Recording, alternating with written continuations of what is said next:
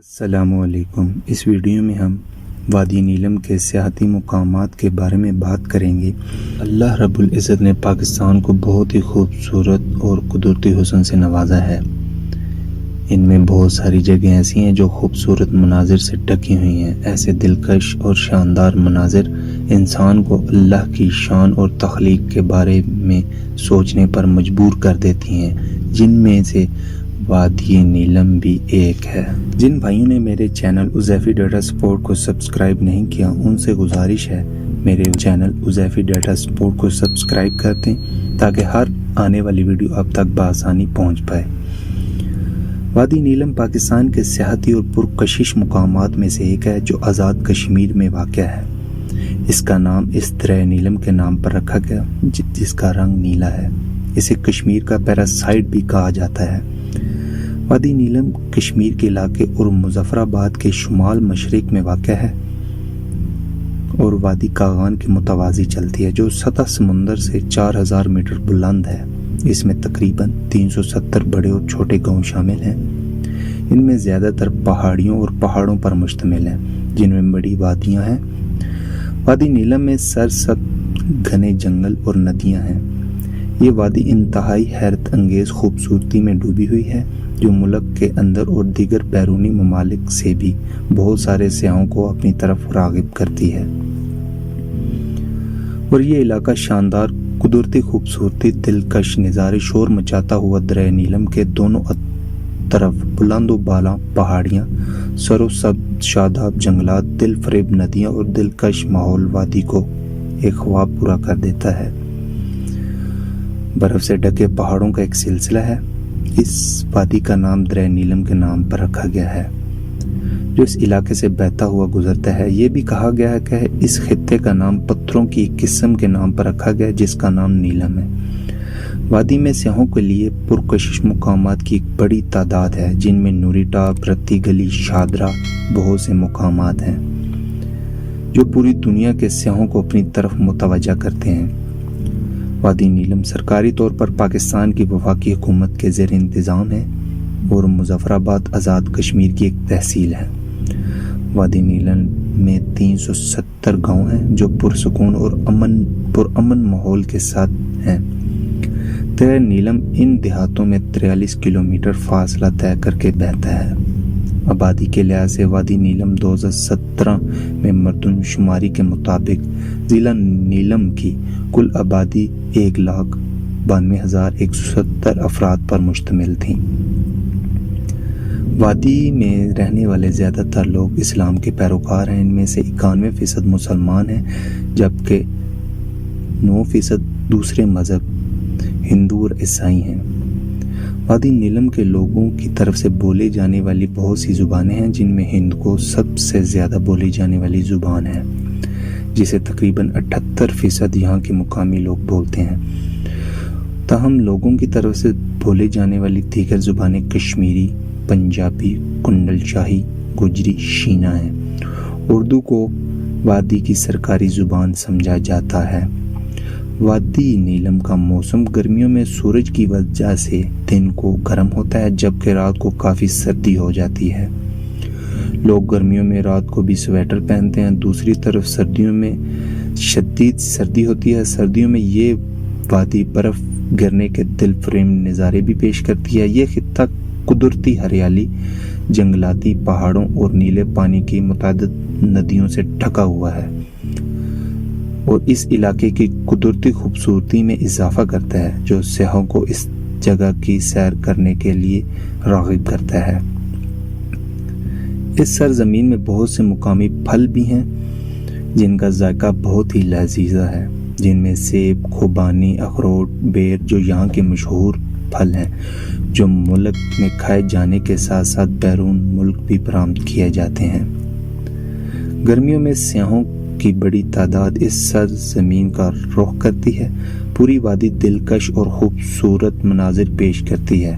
یہاں ایک سروالنی نامی پہاڑ جو 6326 میٹر اونچا کشمیر کی بلند ترین پہاڑوں میں سے ایک ہے۔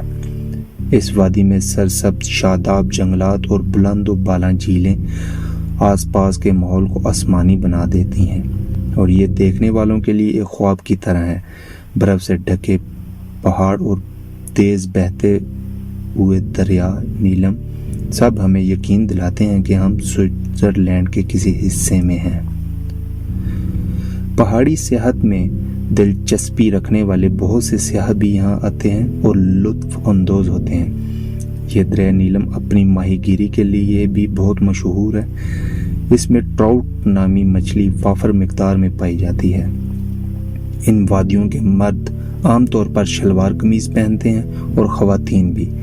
مرد زیادہ تر کم سردی میں ویسٹ کوٹ بھی پہنتے ہیں کیونکہ گرمیوں میں بھی موسم خوشگوار اور ٹھنڈا ہوتا ہے۔ اور جب ہم سردیوں کی بات کریں تو سردیوں میں سویٹر اور عام جیکٹس کام آتی ہیں۔ ان وادی کی خواتین اپنے چہرے کو اچھی طرح ڈھانپنا پسند کرتی ہیں، زیادہ تر سبھی برقع پہنتی ہیں۔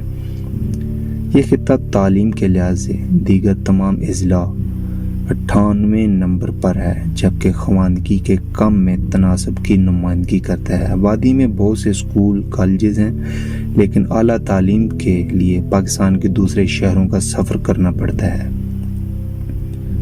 وادی کی نقل و حمل کے نظام میں دریا نیلم کے ساتھ ساتھ چھوٹی چھوٹی سڑکیں شامل ہیں جو مقامی دیہات اور مظفر آباد کو آپس میں ملاتی ہیں۔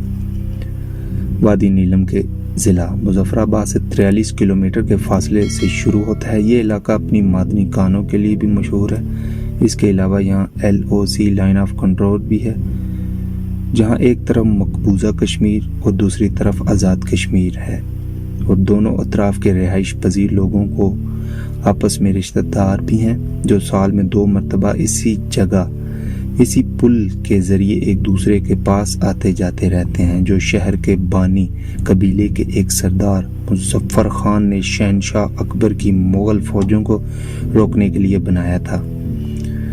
وادی کے قریب قریب سیاحوں کے لیے پرکشش اور دل فریب مقامات ہیں جو دیکھنے والوں کے لیے قدرتی حسن پیش کرتے ہیں، جیسا کہ کنڈل شاہی ایک گاؤں ہے جو مظفر آباد سے 74 کلومیٹر کے فاصلے پر واقع ہے۔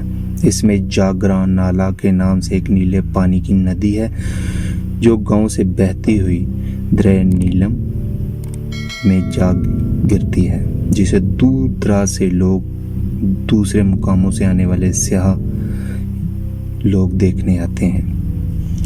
کٹن اور جاگرن یہ وادی نیلم کے نچلے حصے میں واقع ہے۔ جاگرن نالہ اس کی زمین کی تزئین کی خوبصورتی اور دلکشی کی تشکیل میں اہم کردار ادا کرتا ہے، جو اس علاقے کی دولت کو ظاہر کرتا ہے۔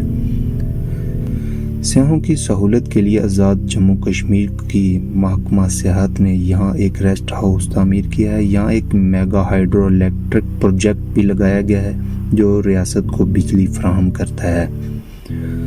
ہمالیہ کے پہاڑوں کا ایک طویل خوبصورت سلسلہ یہاں سے کاغان، اسکردو، چلاس تک شروع ہوتا ہے۔ شادرہ 1981 میٹر کی اونچائی پر ایک سانس لینے والی سرسبز جگہ ہے۔ شادری اور نادری 2 پہاڑیاں چوٹی ہیں جو وادی کو دیکھتی ہیں۔ شادرہ اپنے سرسبز شاداب جنگلات، ہموار بہتے ہوئے دریا کے ساتھ ساتھ سب سے خوبصورت جگہوں میں سے ایک ہے، جو شدید سردی کے موسم میں بھی جم جاتا ہے۔ سیاحوں کے نقطہ نظر سے یہ جگہ بہت ہی پرکشش ہے، اور جب وہ یہاں کچھ دن گزارتے ہیں تو ان کی قیمت مل جاتی ہے۔ شادرہ میں ایک پرانی درسگاہ کے کھنڈرات بھی موجود ہیں جو وہاں تاریخی تحقیق کرنے والوں کے لیے دلچسپ ہو سکتے ہیں۔ یہاں اس کے علاوہ ایک پرانی یونیورسٹی کے آثار بھی ہیں، اور یہ چین مشرقی وسطی ایشیا کے لوگوں کے لیے علم کا مرکز تھی۔ کٹن کنڈل شاہی میں 16 کلومیٹر کے فاصلے پر واقع ہے۔ اس میں سیاحتی محکمہ بھی ہے جو ملک میں آنے والے لوگوں کے لیے سہولت فراہم کرتا ہے۔ یہ خطہ جاگراں وادی اور بابون پہاڑیوں کے ذریعے پھیلا ہوا ہے جو رتی گلی، جھیل اور پتلیان سمیت کئی دیگر سیاحتی مقامات کو جوڑتا ہے۔ اتمکم علاقہ 1371 میٹر کی بلندی پر واقع ہے۔ یہ علاقہ سب ڈویژن ہیڈ کوارٹر بھی ہے۔ یہ ایک پرکشش جگہ ہے جو اپنے مختلف قسم کے پھلوں کے لیے مشہور ہے۔ بازاروں، ڈاکخانوں، بینکوں، ہسپتالوں اور ٹیلی فون ایکسچینج کے ذریعے تمام ضروری سہولیات موجود ہیں۔ دریا نیلم 8 مقام سے تقریباً 9 کلومیٹر فاصلے پر دریا نیلم کے دائیں کنارے پر سطح سمندر سے 1524 میٹر کی بلندی پر دلکش سرسبز شاداب وادی پھلوں اور جنگلی حیات سے گہری ہے۔ یہ وادی کا قصبہ اپنی خوبصورتی کے لحاظ سے ان دیگر تمام مقامات کے حوالے سے بہت ہی منفرد ہے۔ اس کے لیے بھی اہم ہے کہ یہ کنٹرول لائن کے آغاز کا نشان ہے۔ اڑنگ کیل ایک چھوٹی وادی جو 2097 میٹر کی بلندی پر واقع ہے۔ شوٹر نالہ اس مقام پر دریا نیلم سے ملتا ہے اور 4420 میٹر کی بلندی پر شندور کے اوپر گلگت ایجنسی شمالی علاقہ جات کی طرف جاتا ہے۔